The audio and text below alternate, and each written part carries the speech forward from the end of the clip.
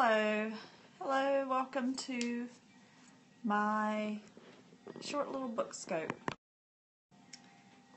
Hey there, I'm going to set my timer so hopefully I don't talk too much. I just want to introduce myself. My name is Hilda Rebecca. Hey there. Hey Lisa, and you can find me mostly on Instagram, H5Manriquez, and I'm a member of Homeschool Scopes.tv Facebook group. If you are here and not a homeschooler, that's what this is. If you are a homeschooler, hey Melissa, and haven't joined Homeschool Scopes TV in your own Periscope, take a look. Anyway, I just was thinking, I just wanted to do a book share. I was thinking about outside voice. I really love your handle. I get so distracted by people's school names. Hey Darcy, I've seen you a lot. Yes. A lot of people, we've been talking about living books as a buzzword around here, and you know a lot of us are really into nature study.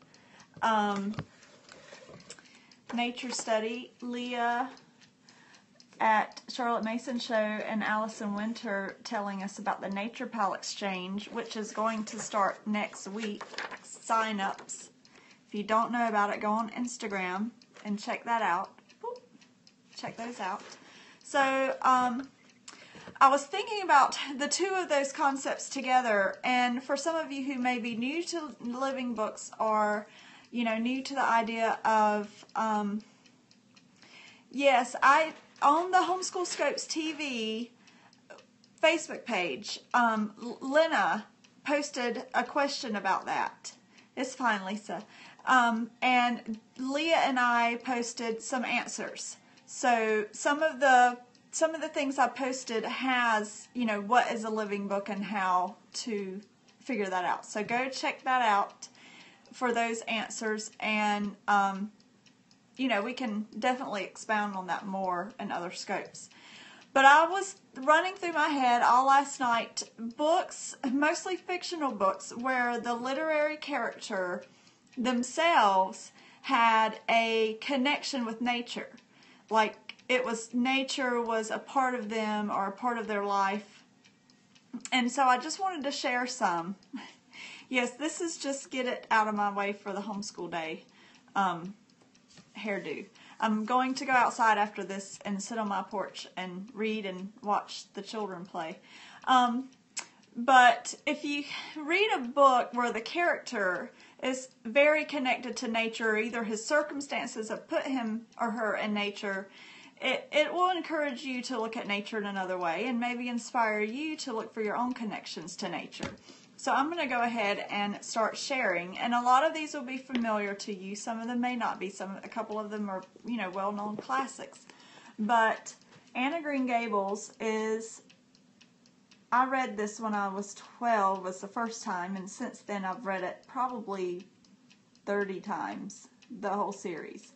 But Anne and nature, you can't separate Anne from nature. Nature is a part of her soul, it's a part of her heart, it's a part of who she is. I always, you know, I shared in my first nature scope how because of my family, how I, you know, noticed nature and was interested in nature from a very young age, but reading Anne made me see nature in a less realistic way, a less practical way, I guess, a more romantic way to look at nature. And that's when I had to name my trees and become connected to them. And it's just a different kind of connection. When you read this, you will understand. You will definitely understand her connection with nature. It's a beautiful, romantic, not very realistic sometimes connection. And I'll tell you what I mean by not very realistic. Another one I wanted to share that's actually real people and their connection with nature, Little House in the Big Woods. I consider this a biography. I know that she's woven in fiction, but part of, you know, historically people's life was connected with nature just because, you know, it's just because of the way it was. She lived in a log cabin, and most of her day was outside, and probably a lot of the elements of the outside were inside because she didn't have insulation and things like that. But she had a very healthy, realistic understanding and appreciation for nature. She knew that nature provided for her, you know, shelter and food and things like that. And she had a healthy fear. Like when she went into the woods, she knew to be careful for bears. And when she got lost in the woods, the only thing she was scared of was her imagination and the haunted woods. So just different, both wonderful connections with nature, but both different. I just love that. They're two connections with nature. Now to some more. Oh, yay! Well, look and see if they have this one, Andy. This one is called Kildee House. And I read this one and was extremely intrigued. This old man builds his cabin in the woods, and it's attached to a tree, and raccoons come and live in his house with him, and he's just, he's actually a tombstone engraver by trade, which is very, you know, random and weird, but he makes a connection with the young girl. Yes, I found it at the thrift store and picked it up on a hunch, and I thoroughly enjoyed this one. I mean, he goes out there because he's sad. This one, hardcover on Amazon, I found it at the thrift store. He's sad. Something happened in his life, and he goes out there to basically be by himself, and he makes the connection with nature, and it's a beautiful story. So that one might be at the library. And some of these you're going to know. My Side of the Mountain by Jean Craig George. This boy, he is definitely connected with nature. This is on a lot of reading lists. But he builds his house in a hollowed out log, and he has a bird that he learns falconry, and he's living outdoors on his own. So definitely 100% connected to nature in this one. And then one of my favorite authors, you're probably going to recognize these because of the old cheesy movie, if nothing else. The Girl of the Limberlost by Jean Stratton Porter. The Moth Girl, Butterfly Girl. My Side of the Mountain, yeah, it's another cheesy movie. Oh, sorry. Let me put that up again. Girl of the Limberlost. I don't know if the little cameras are delayed or not, if you're actually getting the pictures. But this is the other one. That she has several, but I know these are very nature heavy. Freckles, this is the one I spoke of on Homeschool Happy Hour that Sarah Clarkson was talking about. I challenge you to read this book out loud to your children and not be bawling before it's over with. I challenge you to do that. But this is a boy who he doesn't have he's missing an arm, and he doesn't know his heritage. Yes, I was thinking about doing the same thing. This is definitely for older children just because it's deep. Not that there's anything inappropriate, it's just deep. You know, 13 maybe, 13, 14 and up. My Side of the Mountain definitely can be younger. Kildee House can be younger, older, and, you know, anywhere from 5 to 99, I think, will enjoy Anne.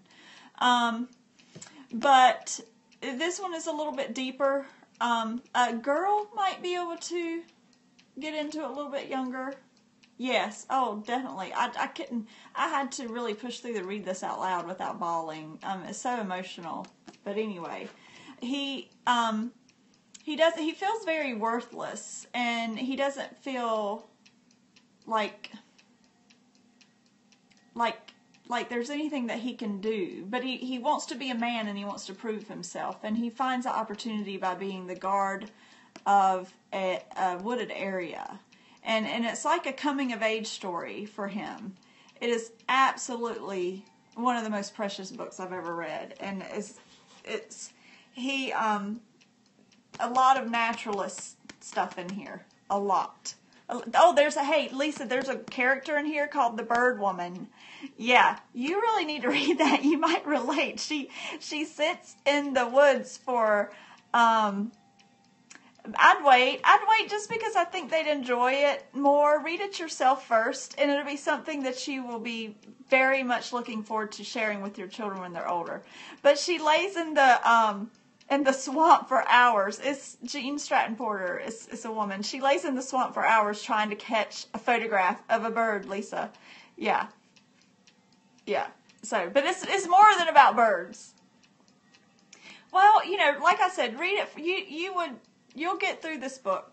Read it for yourself first, and then decide if you think it would be something that would get to her. This one is I don't remember exactly her story. I don't think she has that same feeling, but this is a girl, a main character. Yes. This is one for young children that I found at the thrift store. It's called Beachcomber Boy. And I didn't read this myself, but the title intrigued me, and I've heard of this author wrote that Little Pear and Little Peach books, I think. But it's a story. I had a homeschool girl in my group read it, and she typed me up a book report for my library so I could let people see it. But it's if you like if you live near the ocean, yeah. He collects stuff. He's a seaside naturalist is basically what he is, and it's just got him collecting things basically. So that's a connection with nature, really sweet. But yes, especially because it's for younger children. Now this one, some obscure thing that I found at the thrift store too, and it's a reprint, and I've heard a lot about it. But Two Little Savages, I found it at the thrift store. Let me read you the back. This one may have some things, you know how some of the old books may come across as maybe, I don't know, it might have some of the same kind of stuff. The reason why they took Mark Twain's book off the library shelf, you know what I'm talking about? Like where people might consider it racist in this modern time and age, but it's just the time set that it was written in. Nothing ugly in here. You just gotta have an open mind. But let me read you the back of this, and it will explain to you why I'm doing this book. It says, "This is one of the greatest classics of nature and boyhood by one of America's foremost nature experts. It presents a vast range of wood lore in the most palatable of forms. A genuinely delightful story. It will provide many hours of good reading for any child who likes the out of doors, and will teach him or her many interesting facts of nature, as well as a number of practical skills. It will be sure to awaken an interest in the outdoor world in any youngster who has not yet discovered the fascination of nature." I don't know of a better recommendation than that paragraph for this book. So definitely look this one up. My son read it when he was a little bit too old, and he said, "These boys are driving me crazy in this book." But these are some of the illustrations about making your own bows and arrows. If I had handed this to him when he was 10, 12, 11, 12, 13, and we lived on land where we had trees that he could chop down, he would have had a much different reaction. It's sort of maybe in little bites a younger child, and a really good reader. A really good reader, 8, 9, 10, 11, 12, but in smaller chunks. So there's drawings. Yeah, he should really love it. There's drawings all along it, leaf sketches, and they like, look, here's things about ducks, different feathers, and how to make charts. Yeah, this is one I want to read. I've only skimmed through it, but I want to read it myself. Okay, so now a few, I think it's great. This is a lucky thrift store find. Now a few classics that I know you'll know, but I just want to be able to get out to recognize that it is definitely a connection to nature. The Swiss Family Robinson. I mean, they live in the woods, and when I read this, I read an annotated version, which really helped. I should have grabbed the one so you could look up that one. Yeah, I was going to say to look up Indian biographies or Indian stories too, and frontier stories, frontiersmen. A lot of those have a deep connection with nature, but I tried to keep my stack short. Today I had like a whole armful of books, and I said I need to narrow it down. So these are my narrow choices. So the Swiss Family Robinson and the things that they had to do to be able to, you know, live in nature. And in the annotated version, it was very nice because on the side it would say, well, this bird that he introduced really wouldn't coexist with this other animal that he introduced in last chapter. So it shows how the author used, you know, dramatic license to mix some of the natural things. So it's not factual in that sense. It is a fiction story. Oh, good. Good. So living books, is that the new topic, or nature, or both? So if it's living books and nature, then I'm glad you caught this. So this is an extremely fun story. Extremely fun family story, a lot of nature, yes. If you don't want to get outside and build a tree house after reading this book, I don't know what book will make you want to do that. And then, of course, The Secret Garden. The boy that couldn't walk in the wheelchair, the connection that the little girl helped him make with nature was his, it was almost like his redemption. It gave him strength. It gave him physical, emotional strength. And the friendship too in here. This is just a beautiful book. It will make you want a walled-in garden in your own secret garden. Yes, it's wonderful. So this is a good, the person has a deep connection with nature. And then I shared in my Nature Hut tour, this book is not all of the characters are connected with nature, but one of the characters, Dan, is. But there's a lot of other reasons to read this book. There are so much, what's the term? What would be a term? Like, this is one of the most morally sound, encouraging for good children's books that I have ever read. I mean, because you've got Jo and her concern for each of the children, and her talking through, maybe 8, 9, 10, 11, even up to 15. Some of these, as an adult, I thoroughly felt like, I was being encouraged by this one. So don't stop with Little Women. A lot of her books are wonderful. Yes, a lot of her books are wonderful. This is one of my favorites. My favorite is 8 Cousins. Under the Lilacs is one where the children go out and play under the lilacs, and they definitely have their little worlds outside in nature and play. So that one's good too. But this one has that particular character, Dan, who has it in him to be a naturalist. He has a deep connection with nature, so that's why I wanted to share this one. And then lastly, I wanted to encourage to look at biographies of well-known scientists. Oh, that's so precious. I don't know what I asked you. I don't know what you asked. I hear my grandson. So, true stories of people that we know. Like I said, frontiersmen and Indians. That's fine, Darcy. I'm almost done, so you held out. Whoop, and I've got 2 more minutes left on my timer to hear him say Mimi. And Childhood of Famous Americans. Oh my goodness, that's such a wonderful book. Childhood of Famous Americans series. I don't have the original one of this. I only have the reprint, but you can find biographies of naturalists and scientists. This is one that I picked up that's his own retelling for me to read. The story of my boyhood and youth. So it's good to hear how they ended up being who they were.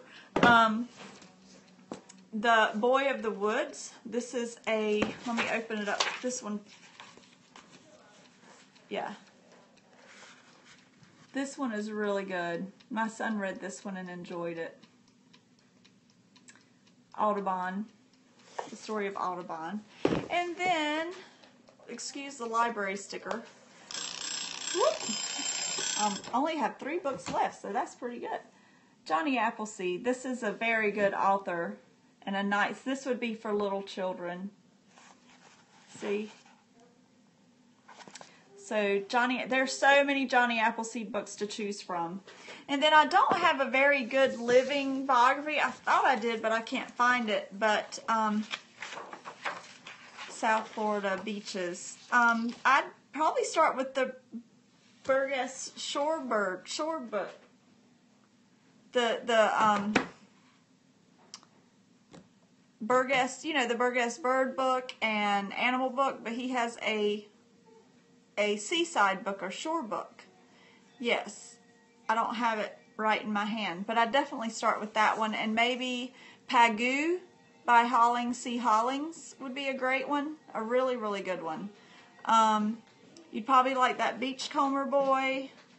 I'll have to ask my friend who's in Florida to give me some more recommendations. But George Washington Carver, he was interested in, I thought about the yearling. I almost pulled it off the shelf, but it's got so much more, oh yeah, that would be cool, Florida Ranchers. It's got so much more to it. It's so deep. I was like, So the yearling is absolutely beautiful. Yeah, that one was good too. That was the Indian story, right? Yeah. So a good biography on George Washington Carver, I'd look for an older one on him, not a newer one, because it'll be more politically correct. But this picture book is pretty well written, if you want to look up this picture book. And it does touch on his love of nature in this one. Hey, Natalie from Maine again. Okay, the last one I'm going to share is not a real character. It is a character made of nature. Miss Hickory. This is the cutest story about a twig lady with an acorn head and her life in the woods and her cleaning her little house, and look, her interruptions. It's just, I picked this up. Yeah, I picked this up as a paperback in the thrift store and devoured it in a morning. It was so adorable. Yes. Miss Hickory is one of my favorite. My only acorn friend, acorn-headed friend. So definitely look that one up. So that's all I have to share for books where the character has a deep connection with, really, I love it. So I'm sure there's a lot more, and I want to peruse my picture book sometime and try to find some for more younger children. And also I started a whole pile of, the characters were connected to animals. So I said, well, I'm going to just do the ones connected to nature and land now, and maybe I'll do another scope, because I had a whole list, and Lisa, you know about it, about people, real people or literary characters connected to animals in their life. So I just wanted to get this out there to encourage people to read books that will encourage you to study nature. Yes, do that. Oh, I'm going to do one of my nature living books. No, my grandson asked me if I did Periscope all day long today, though. But let me turn this around. My hey, baby. Hey, baby. This is my this is my 500 section and 600 section. So I have plenty of living science books to share. I've just got to, and there's a little bit. Say hey, Carson. Say hey. So I have plenty to share. I just want to be able to take time to pull out some of my favorites and some of, like, authors where you can get one, just know the author. Like I shared Robert McClung before. So I'll definitely do that. So I want to parse it in small snippets to make it less overwhelming. So I'll do a basic living science books one scope sometime in the near future, since that seems to be, since that seems to be what's been talked about. And for future scopes, before I hop off, I am going to, and this has nothing to do with nature. My grandson did say that he would, no, I'm not. I may end up if I can learn how to do them in 15 minutes, I might do them more often, but I get so long-winded. But one of the future scopes I'm going to do is how to use the book, how to teach your child to read in 100 easy lessons, because it has been amazing for us. So that has nothing to do with nature, but that's one my grandson wants to help me do. So I'm going to sign off and visit with my family, and yes, I'll try to do it soon. He wanted to do it today, but I told him I already had these. Yes. All right, and I will ask my Florida friend about more books, but those that I mentioned would be great starts. I do have a blog, but I don't, hey baby, I don't do much on it, but it's going to be 100% books, the blog. It's not going to be handicrafts or anything else. It's going to be books because it's for my library. So I do have like 6 or 7 posts on there. It's promiselivinglibrary.blogspot.com. So anyway, I'm going to sign off. I'm so glad this is helpful, and I will talk to you guys later. Bye-bye.